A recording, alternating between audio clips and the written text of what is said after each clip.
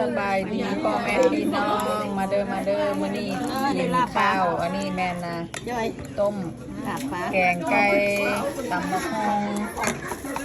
โอ้โหอันนี้แม่นี่ ลูกปลาซิว หมูปลาซิวsteam small shrimp and small fish แก้ว ลาบปลา fish salad we got some stew อันนี้คือไข่ we got some dessert we got some ไข่ซาลาวยาง salad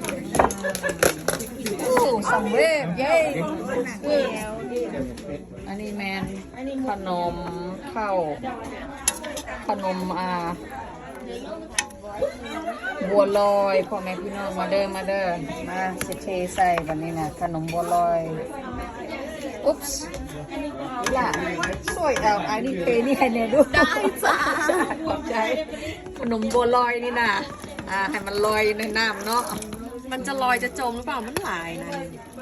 อย่ามันจมอะไรมันบัวลอยแล้วเนี่ย it's not gonna float no more this dessert it's gonna go on the bottom เด็กขนมบัวลอย this is dessert flowing dessert colorful that's what it's called บุปผาพี่อุจจา ไปย่อไปเลย ไอ้ของแก้วหาแนว ระวังเนื้อหอนได้ ไอ้ของ โอ แก้ เคว หาแนวหยองให้ในรูปเคลียร์ให้ในรูปเลยหาแนวอันปูก่อนนี่ตูดอันนั้นเป็นหน่อยนึงนะใจตามมังหุ่งค่ะ ไหนวะ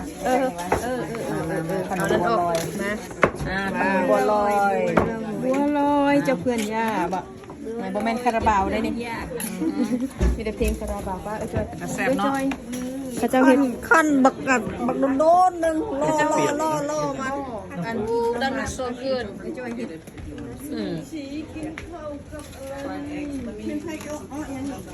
แบบอันนั้นลาบปลา